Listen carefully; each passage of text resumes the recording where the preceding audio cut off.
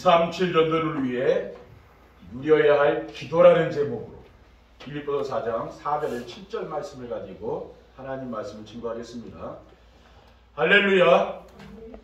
옆에 계신 성도님들과 축복의 인사를 함께 나누겠습니다. 237 전도를 위한 응답 25의 축복을 누립시다. 237 전도를 위해 하나님이 주신 축복을 찾아 누립시다.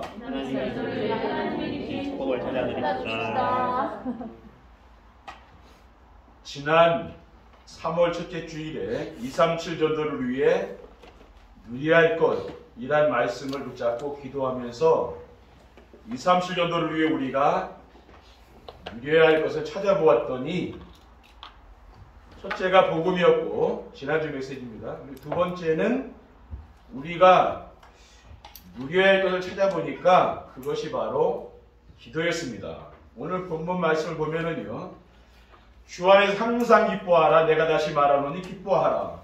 너희 관용을 모든 사람에게 알게 하라. 주께서 가까우십니다. 아무것도 염려하지 말고 다만 모든 일에 기도와 간구로 너희 구할 것을 감사함으로 하나님께 아뢰라. 그리하면 모든 지각에 뛰어난 하나님의 평강이 그리스도 예수 안에서 너희 마음과 생각을 지키시리라고 있습니다. 네. 관용이라는 말은 용서하는 거죠, 그렇죠? 나에게 해를 준 사람을 용서하는 겁니다. 그래야 우리가 감사가 나오는 거 아닙니까, 그렇죠? 우리가 사람에 대한 상처가 있으면은 감사가 안 나오죠. 이런 것들이 치유되고 또 회복되면 어떻게 됩니까? 기도가 되는 거죠. 그때부터 우리의 삶 속에서 기도가 됩니다. 237 전도를 위해 누려야 할 기도란 무엇입니까? 237 전도를 위해 누려야 할 기도란 하나님이 주신 보호자의 축복을 누리는 것입니다. 237 전도를 위해 누려야 할 기도는 기도하는 시간이 힘든 게 아니죠. 즐거운 겁니다. 그렇죠? 그것을 이제 기도를 누리는 거죠. 하나님께 문제를 해결해 달라고 하거나 소원을 이루어 달라고 하는 그러한 기도가 아닙니다. 어떤 기도입니까? 하나님이 주신 축복을 누리는 거죠. 하나님이 주신 축복은 무엇입니까? 하늘 보좌 위에 계신 창조주 하나님이 언제나 함께 하시는 축복을 누리는 겁니다.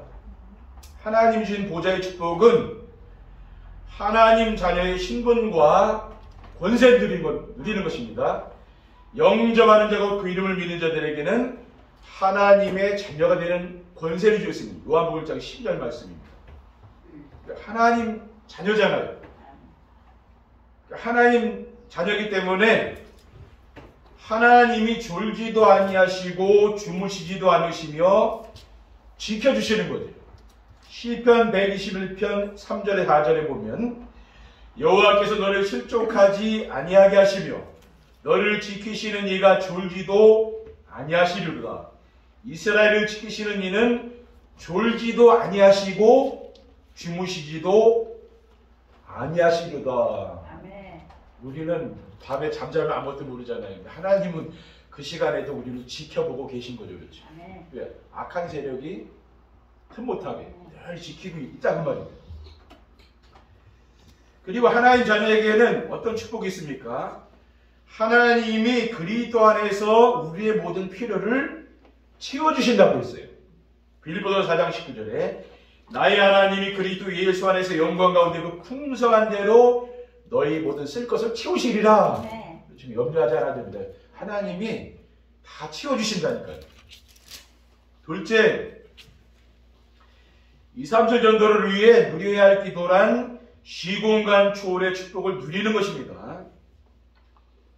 시공간 초월의 축복은 하나님이 우리와 함께 하시는 시간과 공간입니다. 하나님은 시간과 공간에 제한을 받지 않고 어디서나 계신 분이죠. 우리는 시간과 공간에 제한을 받잖아요. 그렇죠? 동시에 어디를 못 가잖아요. 근데 하나님은 여기도 계시고 미국에도 계시고 동시에 어디나 다 계신 분이다. 시공간 초월의 축복은 그리스도께서 오셔서 회복해 놓으신 하나님 나라입니다.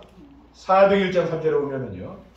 그가 고난받으신 후에 또한 그들에게 확실한 많은 증거로 친히 살아계심을 나타내사 40일 동안 그들에게 보이시며 하나님 나라의 일을 말씀하시니라라고 했어요. 감람산에 제자들을 불러놓으시고 하나님 나라의 일을 아멘. 40일 동안 말씀하셨어요. 왜? 중요하니까 말씀하신 거 아니에요. 승천하시기 전에 말씀하신 거죠. 하나님의 나라가 임하면 어떻게 됩니까? 세상 염려의식 걱정이 다 없어지는 거죠. 그리고 하나님이시는 기쁨과 감사와 찬양이 넘치는 거죠. 아멘. 그리고 하늘 보좌 위에 계신 하나님이 시공간을 초월하여 함께 하심을 누리는 겁니다. 그러니까 스데반 집사가 법정에서 순교할 때 어떻게 했습니까? 사도행전 8장 56절에 57절에 보면 스데반이 성령 충만하여 하늘을 우러러 주목하여 하나님의 영광과 및 예수께서 하나님 우편에 서신 것을 보고 말하되 보라 하늘이 열리고 인자가 하나님 우편에 서신 것을 보노라 라고 했습니다. 영안이 열리니까 하늘 보좌 우편에 계신 그 그리스도께서 보인 거죠. 그러니까 하늘문이 열렸다는 거예요. 그 하나님이 뭡니까? 그 그리스도께서 우리의 현장에서 우리와 함께 하신다는 말이에요. 근데 우리 영안이 닫히면 그게 안 보이는 거죠. 그러니까 영안이 열리면 그게 보인다는 거예요. 그리고 하늘과 땅의 모든 것을 가지고 계신 그리스도께서 함께 하심을 누리는 겁니다. 사망 권세를 이기시고 부활하신 예수 그리스도께서 제자들에게 마태복음 28장 20절에 뭐라고 했습니까? 내가 너에게 분부한 모든 것을 가르쳐 지키게 하라. 볼지어다 내가 세상 끝날까지 너희와 항상 함께 있으리라. 네. 그 그리스도께서 우리와 항상 함께 하신다고 약속하셨잖아요. 네. 이것을 누리며 사는 것이 뭡니까? 네. 시공간 초월에 내가 축복을 누린다는 거예요. 네. 셋째, 237 연도를 위해 누려야 할 기도란 에덴의 축복을 누리는 겁니다. 그러니까 에덴 동산에서의 아담과 하와는 하나님과 함께 살았기 때문에 부족한 게 없는 거죠. 성삼위 하나님께서 함께 하시는 축복을 누리며 부족함이 없이 채워주시는 것을 누리며 사는 것. 그게 바로 에덴의 축복입니다. 에덴의 축복이 무엇입니까? 성령 충만 받아서 증인의 삶을 사는 것입니다. 사도행전 1.5절에 보면은 요한은 물로 세례를 베풀었으나 너희는 몇 날이 못되어 성령으로 세례를 받으리라 하셨느니라 라고 있어요.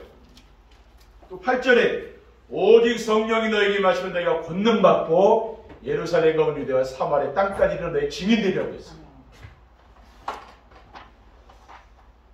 그러면은 성령 충만이란 무엇입니까? 성령 충만은 나는 없고 내 안에 그리스도께서 주인이 되는 거예요. 성령 충만 달라고 기도하잖아요. 모든 그리스도인들이 다 기도하잖아요. 성령 충만 달라고. 근데 성령 충만은 내가 없어지고 내 안에 그리스도께서 주인이 된 삶을 사는 거죠. 갈라디아 2장 6절에 내가 그리스도와 함께 십자가에 못 박혔나니 그러기 전에 내가 사는 것이 아니요 오직 내 안에 그리스도께서 사는 것이라고 했습니다. 그러니까 나는 죽고 그렇죠. 우리는 내가 살아서 막 역사하니까 참 문제가 되는 거 아니에요. 나는 죽고 내 안에 그리스도께서 살아있으면 되는 거예요. 그리고 나는 없고 그리스도가 주인이 되면은 세상에 줄 수 없는 평안과 기쁨이 충만합니다. 그리스도가 내 삶의 주인이 되면은 평안한 거죠. 세상 사람들 지금 얼마나 혼란하겠습니까? 그렇죠? 뉴스를 들어보면 너무 혼란스럽잖아요. 세상 살기가 힘든 거죠. 왜? 뉴스 안 보면 좋은데 먼저 싸우잖아요. 그렇죠? 그래서 사람들이 얼마나 힘들겠습니까? 산에 가서 살 수도 없고 그렇잖아요. 그렇죠? 이 세상 속에 사니까. 그러니까 그리스도가 주인 되면 됩니다. 그럼 평안하게 살 수 있어요. 기쁨을 누리면서 삽니다. 요한복음 14장 27절에 평안을 너에게 끼치노니 곧 나의 평안을 너에게 주노라. 내가 너에게 주는 것은 세상이 주는 것과 같이 아니하니라. 너희는 마음에 근심하지도 말고 두려워하지도 말라고 했어요.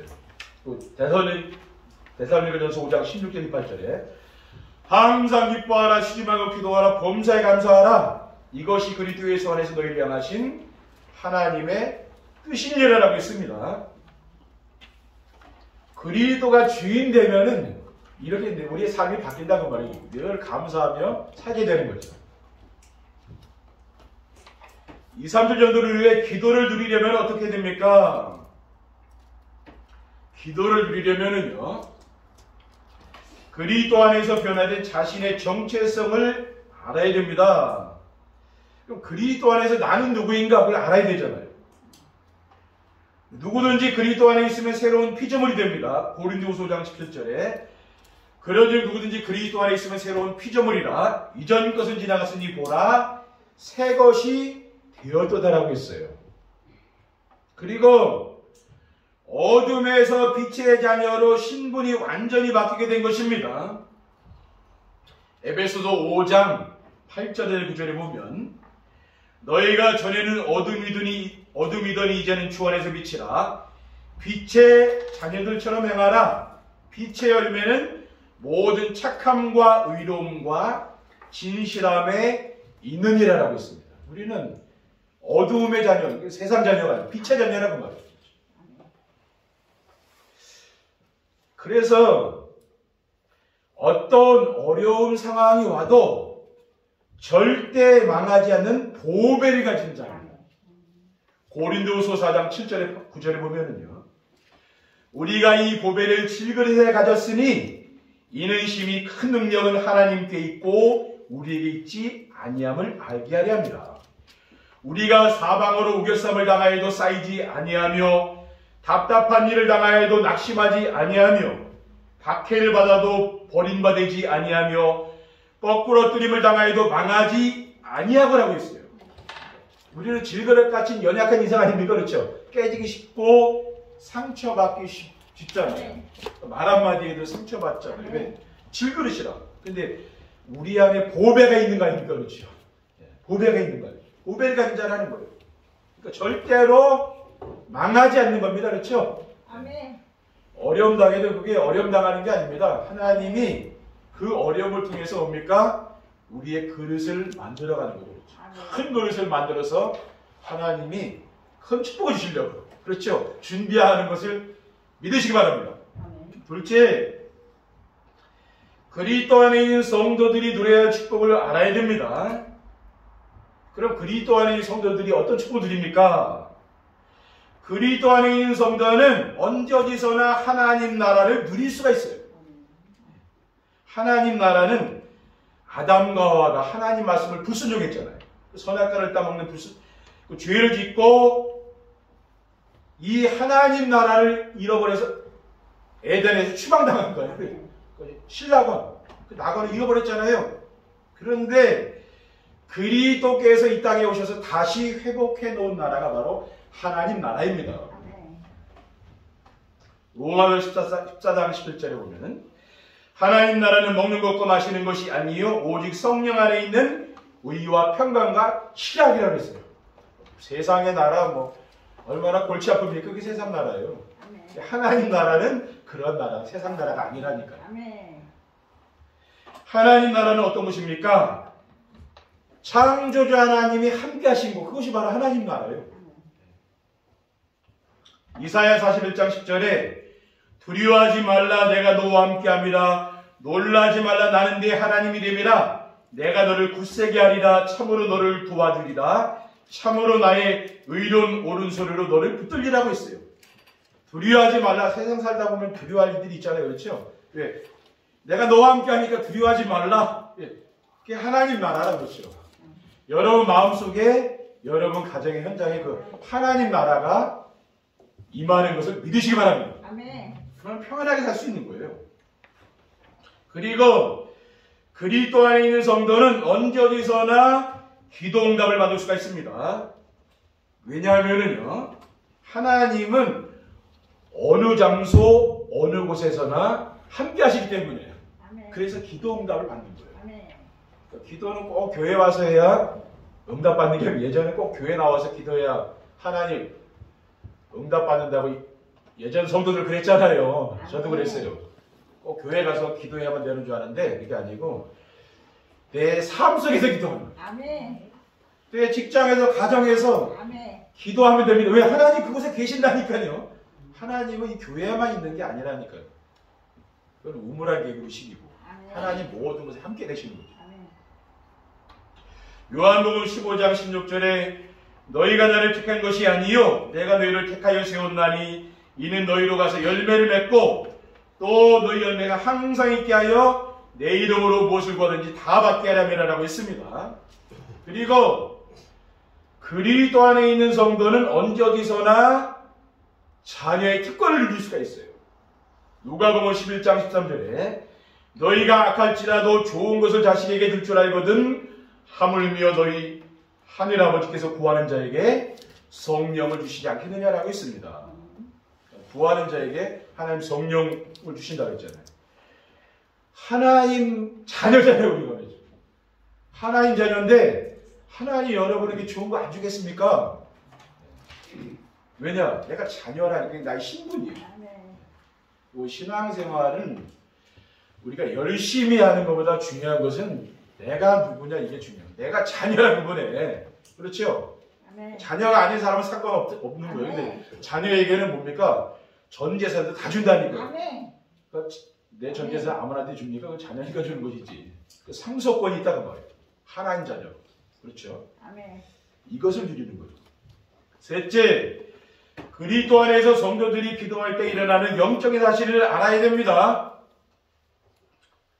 그리스도 안에서 성도들이 기도할 때 일어나는 영적 사실이 무엇입니까? 성도들의 기도는 천사가 그릇에 담아 하나님께 보고해요.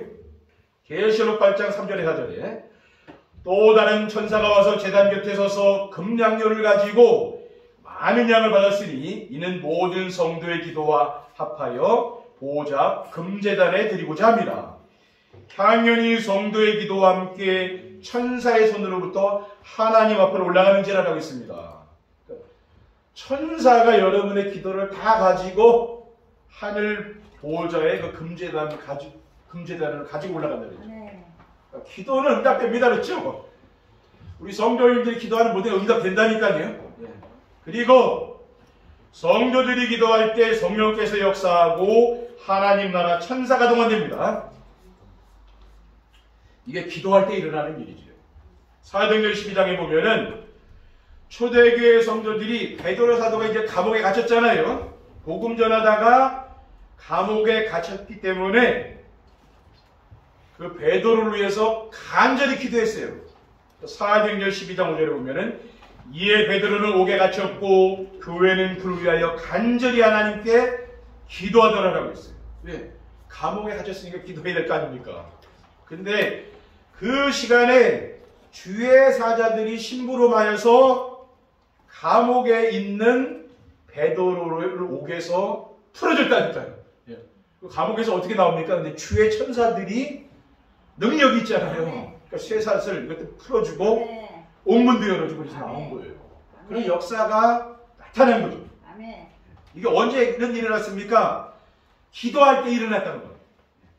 그리고 성도들이 기도할 때에 더러운 귀신들이 떠나가고 하나님의 나라가 이루어지게 됩니다. 예. 마태복음 10장 1절에 보면은 예수께서 그의 12제자를 부르사 더러운 귀신을 쫓아내며 모든 병과 모든 약한 것을 고치는 권능을 주시느라고 했어요. 기도할 때 뭡니까? 이런 일이 일어나는 거죠. 흑암 세력이 다 무너집니다. 그렇죠?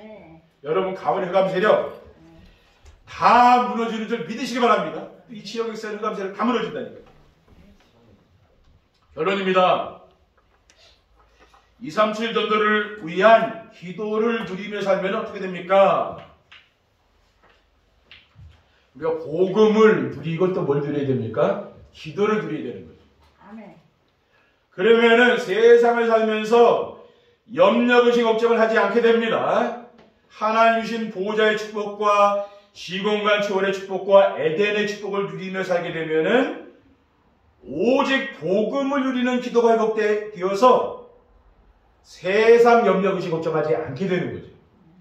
그러면은 평안하고 기쁘게 삽니다. 우리 이렇게 말씀대로 살면 된다니까. 여러분이 평안하고 행복하게 사는 게 정상이에요. 세상 사람들은 막 염려 의식 걱정하고 두려워 떨고 그렇게 살잖아요. 믿는 사람이 그렇게 사는 것은 무슨 잘못된 거죠.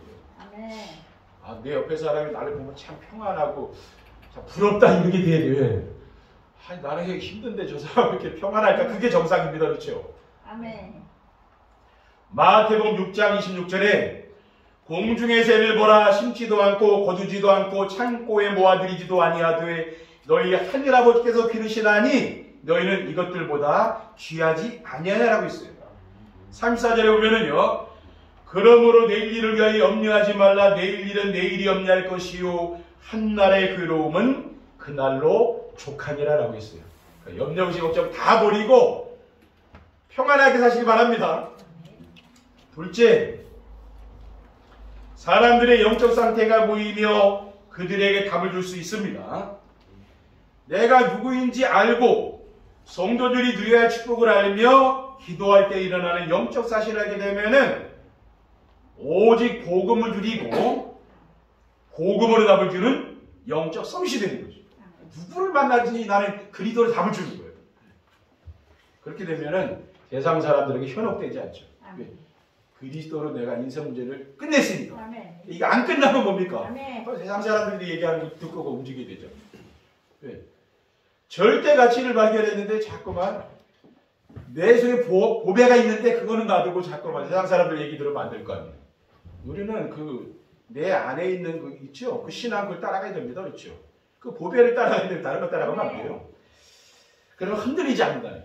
그러면 자기 중심, 물질적인 성공 중심 빠져 고난당하는 사람들이 영적 문제를 세상 사람들이 뭐 매스컴이라든가 세상 사람 주위에서 얘기 들으면 저 사람 참 심각하네 이게 보이잖아요. 저 어떡하지? 어떻게 도와주지? 이런 생각 안 듭니까? 그렇죠? 한 사람이 잘못되면은요, 한 사람 불나버리고, 많은 사람이 희생다. 왜 그렇게 영적 문제 있는 한 사람이, 지금은 사람 조심해야 돼. 근데 내 주위에 영적 문제 있는 사람을 도와줘야 돼. 그 사람 무슨 일이 일으킬지 어떻게 알아요? 우리가 세상에 이렇게 들어보면 알잖아요. 좀 심각한데? 이걸 알 수 있잖아요. 그러면 불쌍하잖아요, 그 사람이. 부러운 게 아닙니다, 세상 사람. 불쌍하지 않습니까? 그렇죠? 그러니까 이제 내가 그리스도를 만나기 전과 그리스도를 만나게 된 배경과 그리스도를 만난 이후에 내가 행복한 삶, 그걸 가지고 내 인생 스토리를 말하면서 인생 문제의 완전한 해답이 그리스도로 답을 주게 되는 거예요. 그럼 세상에 그리스도 말고 다른 대안이 있습니까? 저는 없다고 보거든요.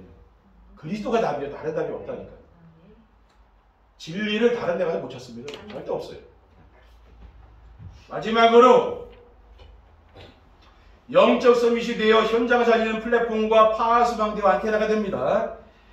자신의 소원을 성취하거나 문제를 해결하기 위한 기도를 하지 않고 하나님 우리에게 주신 신분과 권세를 누리는 기도를 하게 됩니다. 일단 기도가 바뀌는 거예요. 나의 신분과 권세를 평안하게 누리는 겁니다. 이거는. 그렇죠? 저는 아침에 이 강단 말씀을 깊이 기도해요. 호흡도 하면서 건강을 위해서. 그 말씀을 깊이 묵상. 얼마나 평안하게 행복한지 몰라요. 이거 안 해본 사람 모르는 거예요. 그리고 이제 강단 말씀을 듣잖아요. 그거 참 행복합니다. 진짜 은혜돼요. 여러분 이런 시간이 내가 하나님을 누리는 거 기도 시간 아니겠습니까? 이걸 만들어 보시라니까. 이거 안 만들어 보시는 분은 세상 염려 보시고 그 따라가는데 그러지 말고 평안하게 사시기 바랍니다. 그러면은 영적 서밋이 돼요. 영적 서밋이 되면은 오직 복음으로 행복하며 행복을 나누어주는 현장 사회는 플랫폼이 되는 거예요. 그리고 이 시대의 지향국는 파수방대가 되며 모든 사람들과 소통할 수 있는 안테나가 되는 축복을 누리는 줄 믿습니다. 기도하겠습니다. 하나님 감사합니다. 오늘 주신 귀중한 언약의 말씀을 굳게 붙잡고 흑암 현장에서 우리가 복음 누리며 기도로 승리할 수 있도록 인도해 주옵소서. 주 예수 그리스도의 이름으로 기도드립니다.